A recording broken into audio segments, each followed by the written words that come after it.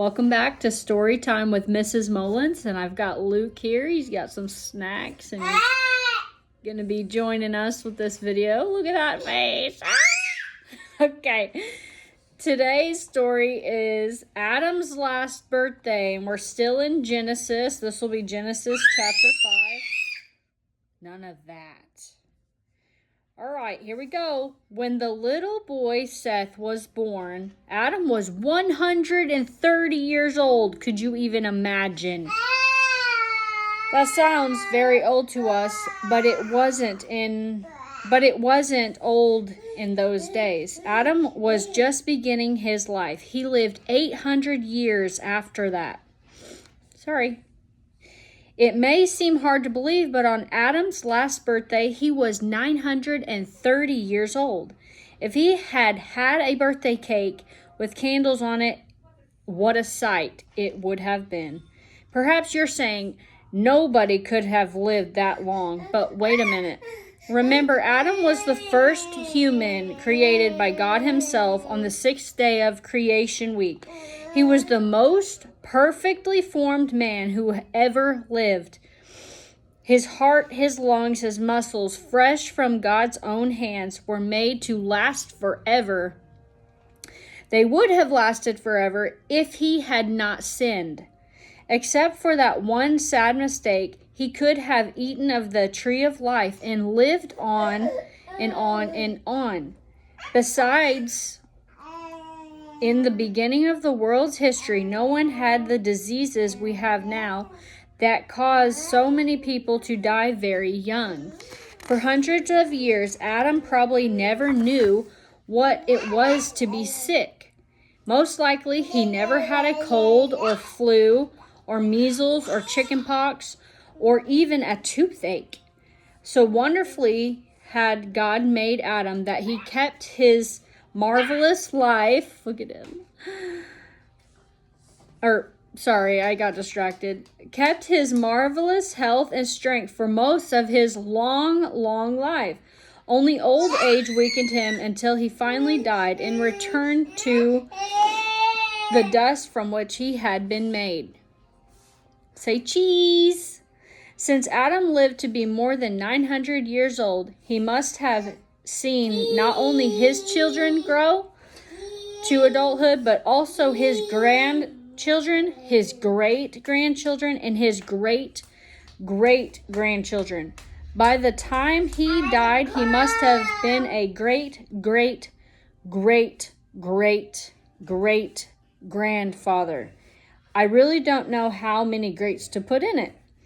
If he celebrated his 930th birthday by inviting all his relatives, thousands upon thousands of people would have attended. You see, since everyone on earth was descended from Adam, they were all related to each other. Brothers and sisters, aunts and uncles, nephews and nieces, cousins and half-cousins. The population of earth in that far-off day was made up of one big family, with Adam the grand old father of them all. Not only did Adam live a long time, but so also did his children. Oh, somebody's not happy. Seth, that little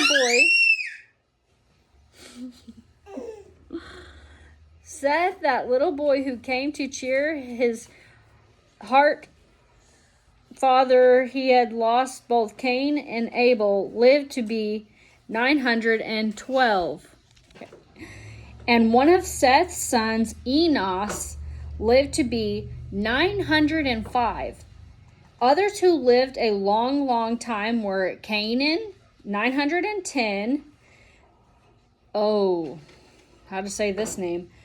Mahallalel. Just to be honest here, I don't know how to pronounce that. 895, and Jared, 962. The man who lived longest of all was Methuselah, who lived to be 969, almost 1,000 years. Then there were Lamech, 777, and Noah, 950. You can read about these grand old men in the 5th chapter of the book of Genesis. When you do, take a pencil and paper and draw lines to show how long each of them lived. Allow half an inch or 2 centimeters to 100 years. Work it out carefully, and you will discover some very interesting facts. First, you will notice that of the 9 patriarchs mentioned, he's not happy. All right, mentioned in this chapter, 8 of them lived at the same time as Adam. Only Noah never saw him. Second, you will see that 2 of them, Methuselah and Lamech, not only knew Adam personally, but lived almost to the time of the flood. Third, you will see that Noah was 600 years old when the flood came, and he lived 350 years after it. What does all this mean? It means that everyone in those far-off days must have known about the story of creation. Everyone must have known about Eden and God's wonderful goodness to Adam and Eve in the glorious garden he made for them. Don't yell. Everyone must have known about their temptation and fall. And most important of all, everyone must have known about God's promise to win back all that Adam and Eve so carelessly threw away. From father to son, from one patriarch to another, the wonderful story was handed down. There was never any excuse for sin, never a reason why anyone should not know God and love Him with all his or her heart. Thank you for bearing with me and Luke. He's not here at the end of the story, but this concludes the story for tonight. And this story was called Adam's Last Birthday. I hope you enjoyed it. Next story will be story number 11 if you're following along still. I appreciate it, and have a wonderful evening. God bless you.